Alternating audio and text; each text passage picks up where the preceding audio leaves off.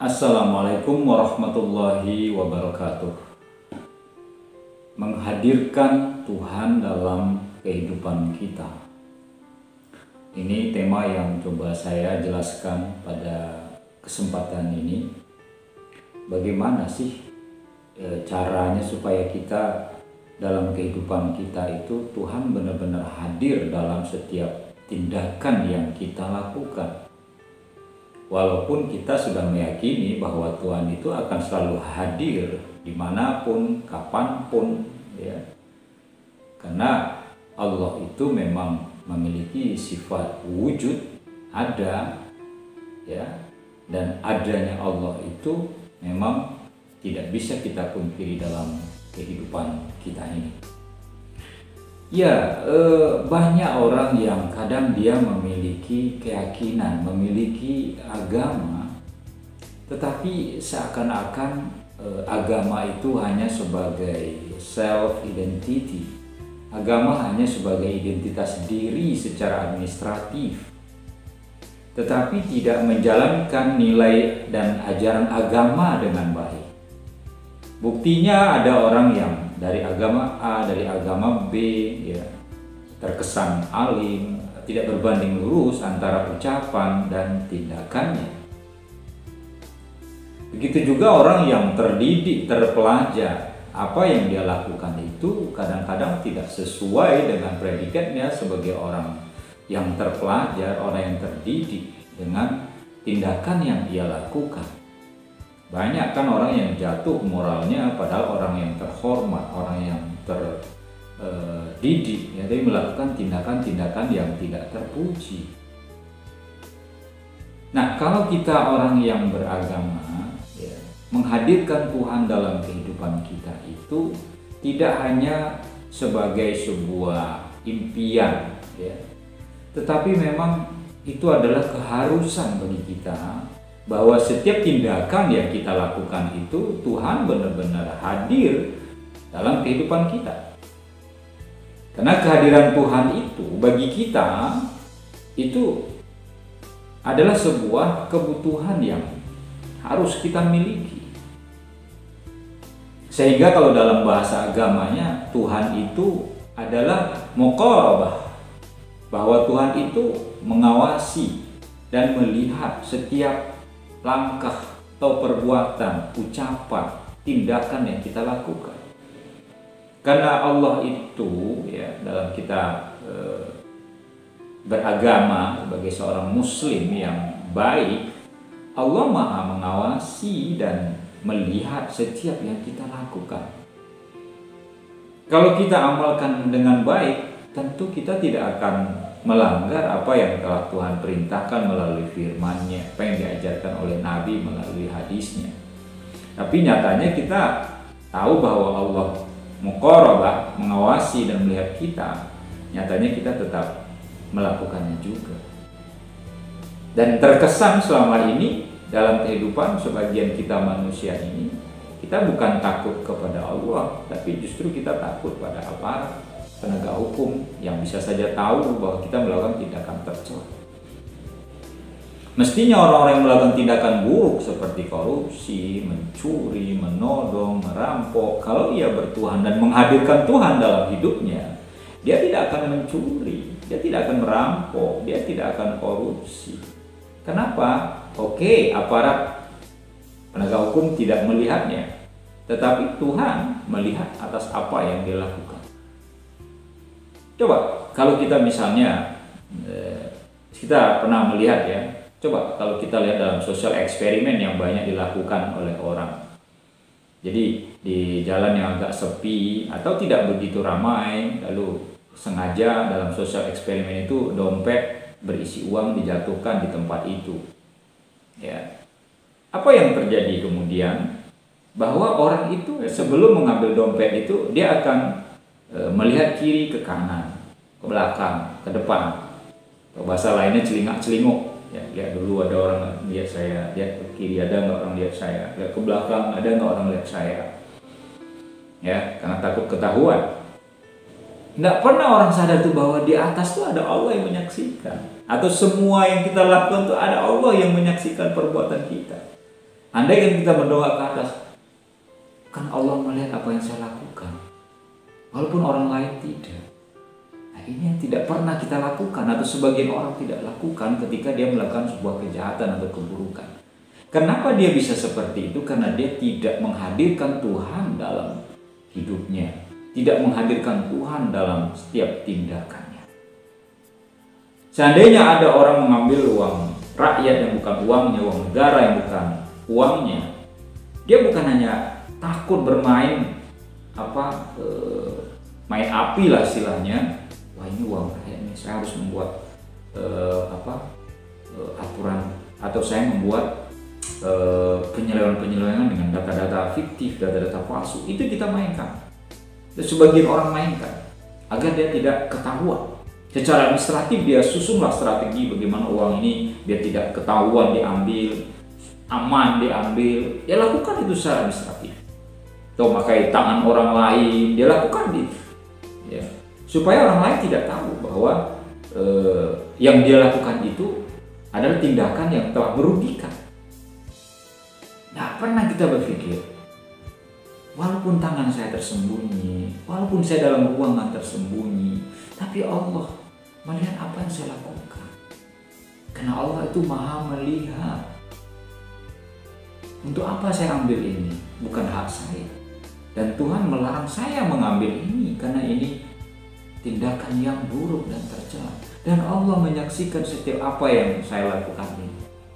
Kalau seandainya ada lah ya kesadaran menghadirkan Tuhan dalam kehidupan kita, dalam tindakan yang kita lakukan, saya kira aparat penegak hukum itu tidak perlu bekerja, ya. Polisi itu tidak perlu bekerja, jaksa itu tidak perlu bekerja, hakim nggak perlu menghukum orang, memvonis orang, karena nggak ada orang yang bersalah. Tapi itulah manusia. Sekalipun dia orang beragama, ya, dia tetap saja melakukan itu atau tindakan buruk itu karena dia tidak merasa diawasi oleh Tuhan. Karena Tuhan tidak hadir dalam setiap langkah dan kehidupannya. Nah, lalu bagaimana caranya kita menghadirkan Tuhan dalam kehidupan kita? Ya, paling tidak ada beberapa cara yang bisa kita lakukan untuk menghadirkan Tuhan dalam kehidupan kita. Yang pertama adalah selalu ingat kepada Allah. Ingat kepada Allah itu ingat bahwa kita itu punya Tuhan. Tuhan yang maha segala-galanya. Maha tahu, maha mengetahui, maha melihat, maha menyaksikan, maha mendengar. Semua harus memiliki kesadaran itu.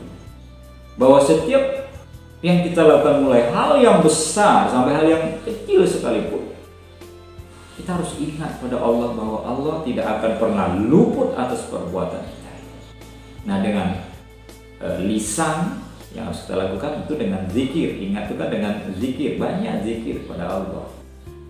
Kalau dengan perbuatan kita ingat bahwa Allah mengetahui apa yang kita lakukan, sehingga setiap kita melakukan kesalahan, nah, kita tidak mau, saya ingat pada Allah, ini nggak boleh, ini perbuatan buruk. Ketika kita melakukan kebaikan, kita harus melakukannya. Jangan saya tunda melakukan kebaikan. Saya harus ingat pada Allah bahwa Allah mengajarkan saya amar ma'ruf, melaksanakan perbuatan baik. Karena itulah Allah mengingatkan kita dalam firman-Nya dalam surat Al-Ahzab ayat 41, di mana Allah mengatakan, ya ayyuhalladzina amanu dzkurullaha dzikran katsira. Hai orang-orang yang beriman, ingatlah kamu kepada Allah dengan banyak berzikir kepadanya. Kalau kita ingat pada Allah dengan zikir yang kita lakukan, maka kita akan terhindar dari perbuatan tercela. Tapi justru kita akan melakukan perbuatan yang baik. Karena setiap yang kita lakukan itu, kita diawasi oleh Allah. Setiap yang kita lakukan itu, tindakan yang kita lakukan, kita lalu ingat kepada Allah.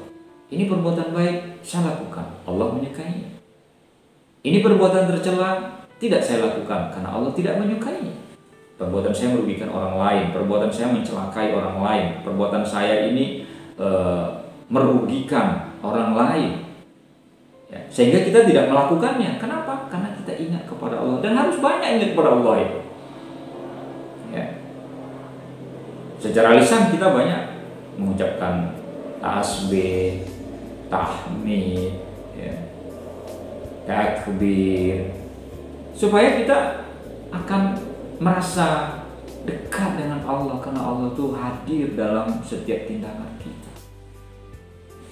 Lalu yang kedua adalah ingat, ada dosa, ada pahala.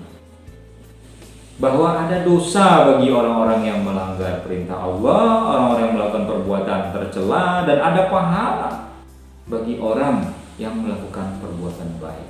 Kalau kita ingat dengan dua pilihan ini, baik dan buruk, maka mestinya kita tidak akan melakukan tindakan-tindakan yang buruk tentunya. Kita akan berlomba-lomba untuk melakukan kebaikan. Fastabiqul khairat. Berlomba-lombalah kamu melakukan kebaikan.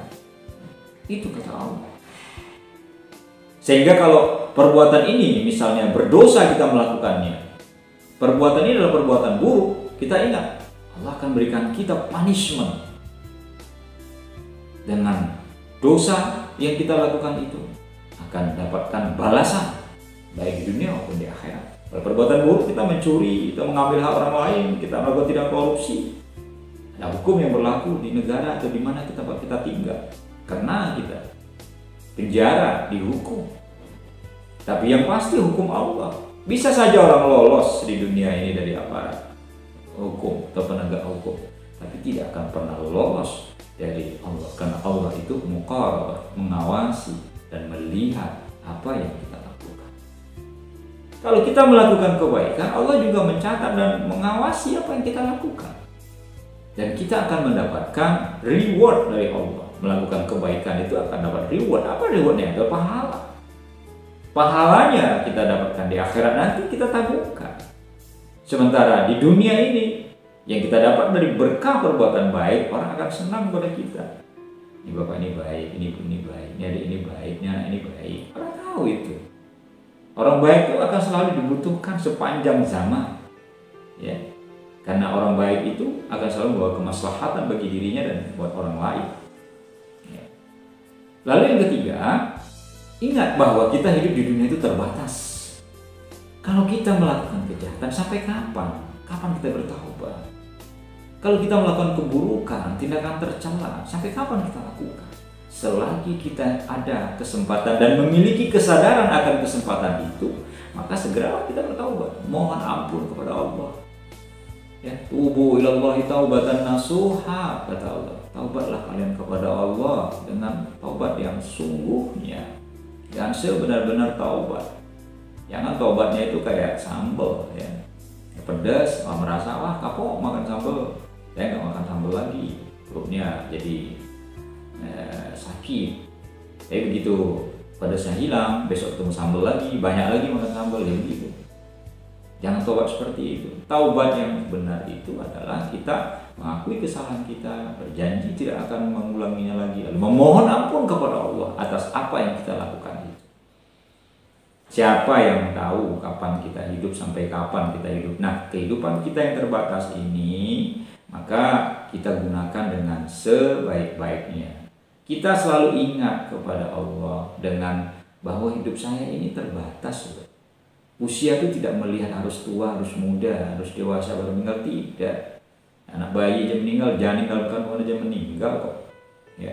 Nah, karena Tuhan itu hadir dalam kehidupan kita, maka hadirkanlah Tuhan juga saat kita melakukan sebuah kejahatan.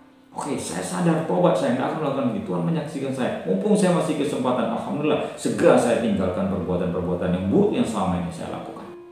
Kesempatan terbatas kita gunakan karena kita sadar bahwa Allah mengawasi kita. Dan dalam keterbatasan itu, kita jangan larut dalam perbuatan buruk. Gunakan setiap detik, menit, jam yang kita miliki untuk melakukan kebaikan, selagi kita diberi kesempatan oleh Allah Subhanahu wa Ta'ala. Lalu yang keempat, menghadirkan Tuhan dalam kehidupan kita. Jangan kita pernah menyerah dalam hidup ini. Kadang ada orang misalnya dapat kesulitan dalam hidupnya, orang korban PHK, orang korban karena musibah, lalu dia mendapatkan kesulitan, lalu berat hidup dalam yang dijalaninya. Lalu orang-orang yang seperti ini kebanyakan biasanya yang putus asa dengan hidup yang dia lalui itu. Jangan pernah kita berputus asa. Wala tayasu, kata Allah. Jangan kalian tuh berputus asa. Ada tempat bergantung kita. Siapa itu? Tentu Allah. Allahus Samad, Allah tempat bergantung. Kalau Tuhan kita hadirkan dalam kehidupan kita, kita tidak akan pernah pasrah, menyerah begitu saja. Karena Tuhan pasti tidak akan mensia-siakan kehidupan hambanya sejauh hamba itu mau merubah nasibnya sendiri. Kecuali kita menyerah, pasrah begitu saja, nggak mau melakukan apa-apa. Kadang ada orang yang dipecat dari pekerjaannya, lalu seakan-akan dunia itu udah kiamat baginya. Dia lupa bahwa ada Tuhan. Tuhanlah yang mengatur rezeki kita. Yang penting kita berusaha. Ya. Ada orang yang dapat cobaan yang sangat berat, dia menyerah. Dia lupa bahwa Tuhan itu memberikan cobaan tentu sesuai dengan kemampuan hambanya yang dicoba. Dan Tuhan akan memberikan hikmah di balik itu semua. Makanya kita harus menghadirkan Tuhan baik dalam keadaan suka ataupun duka, baik dalam keadaan mudah ataupun dalam keadaan susah. Karena kalau kita menghadirkan Tuhan dalam kehidupan kita, maka kita tidak akan pernah kecewa. Kita berharap pada pasangan kita. Suatu saat pasangan kita bisa meninggalkan kita karena bercerai. Dan yang pasti kalau karena kematian yang misalkan. Kita berharap kepada anak kita, ketika mereka besar, mereka meninggalkan kita dengan kehidupannya masing-masing. Tidak bisa kita bertahan. Kita berpegang pada jabatan kita, tidak selamanya kita dengan jabatan kita. Tidak selamanya kita dihormati oleh orang lain. Karena ada saatnya orang kadang tidak menghormati kita. Tetapi kalau kepada Tuhan tempat kita bersandar, pada Tuhan tempat kita menyerahkan diri dan menyerahkan diri, Allah tidak akan pernah meninggalkan kita. Orang yang tidak beribadah kepadanya saja diberi rezeki oleh Allah, apalagi kita yang taat dan beribadah kepadanya. Maka jadikanlah Allah itu hadir dalam kehidupan kita, sekalipun kita dalam kesulitan. Karena Allah Maha mengetahui dan mengawasi setiap yang kita lakukan dan akan memberikan jalan terbaik bagi hambanya yang mau berusaha. Semoga tema yang saya bawakan ini ada manfaatnya. Kurang lebih mohon maaf. Assalamualaikum warahmatullahi wabarakatuh.